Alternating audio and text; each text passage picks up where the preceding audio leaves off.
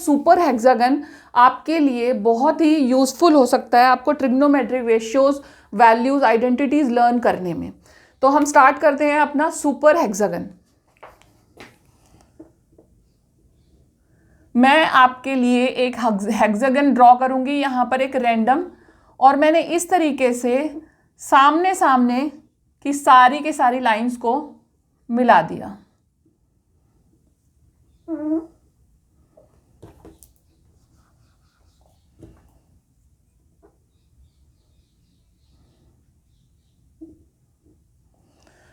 अब सबसे पहला काम जब हम सुपर हेक्सागन करेंगे तो सबसे पहला काम क्या है, हमने एक हेक्सागन ड्रॉ किया और उसके सेंटर में हमने 1 लिख दिया। सेंटर में हमने 1 लिख दिया।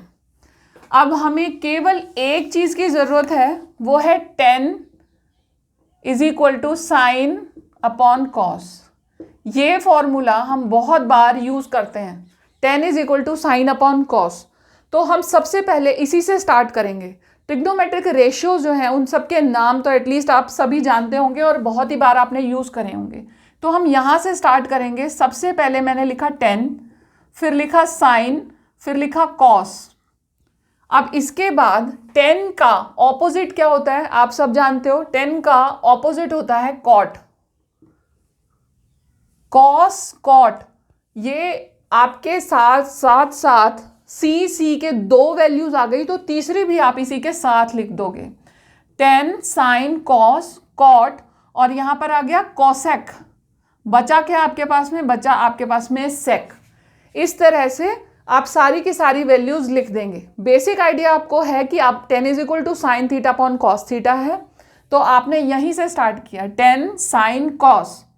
कॉस के साथ आपने ये जो है इसके बिल्कुल ऑपोजिट, उसके बिल्कुल ऑपोजिट 10 के ऑपोजिट आपने कॉट क्यों लिखा, उसके लिए हमारे पास रीजन है कि कॉट जो है उसका रेसिप्रोकल होता है, इसीलिए हमने इसके बिल्कुल ऑपोजिट हमने 10 के ऑपोजिट में कॉट लिखा।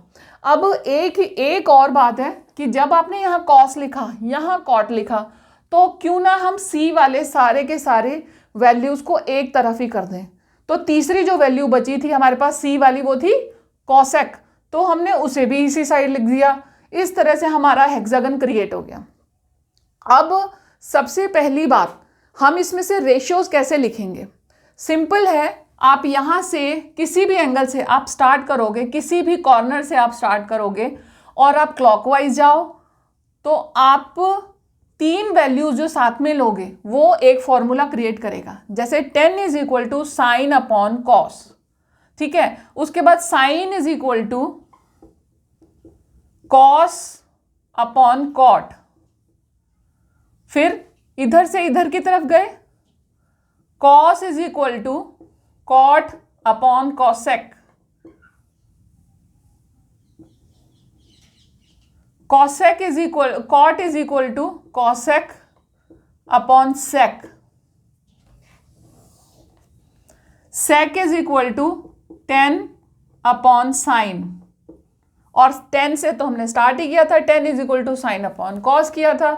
इस तरह हम ये सारी वैल्यूज, इसको जब हम क्लॉकवाइज रोटेट करेंगे, मतलब क्लॉकवाइज मूव करेंगे अपने एंगल में, तो हम इसमें हेक्सागन में, तो हमें ये सारी की सारी रेशियोज मिल जाएंगी।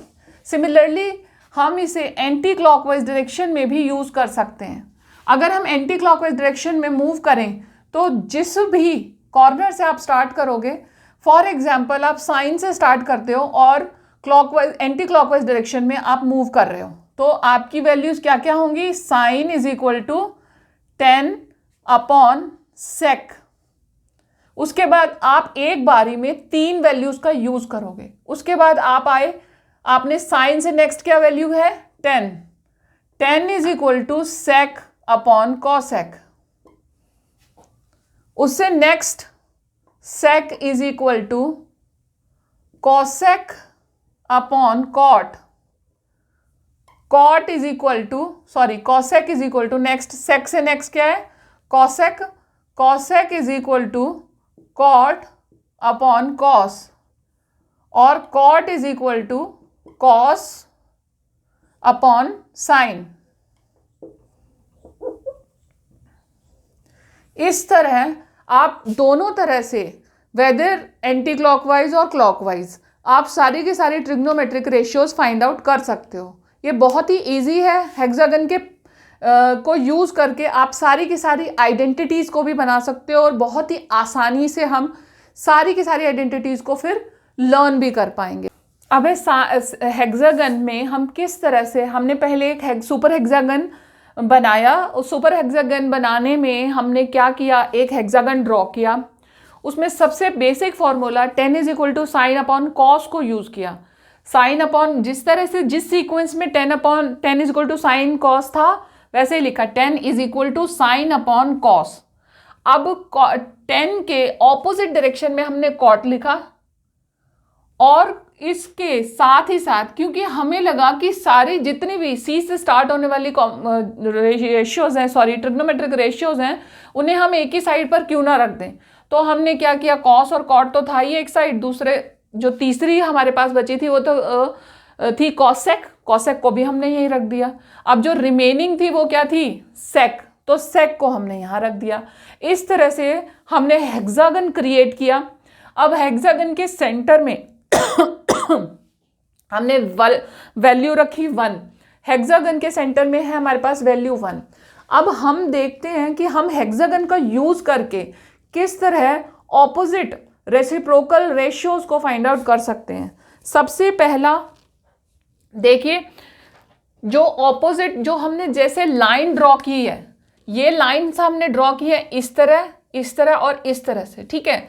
तो इन्हीं लाइंस के साथ साथ हमने किया, ये देखिए साइन और इधर से आया cos.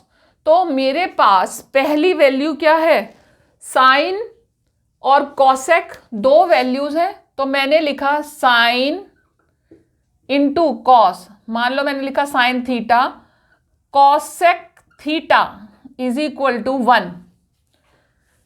Sign theta cosec theta, sine theta multiply cosec theta is equal to हो गया हमारे पास में 1, ठीक है।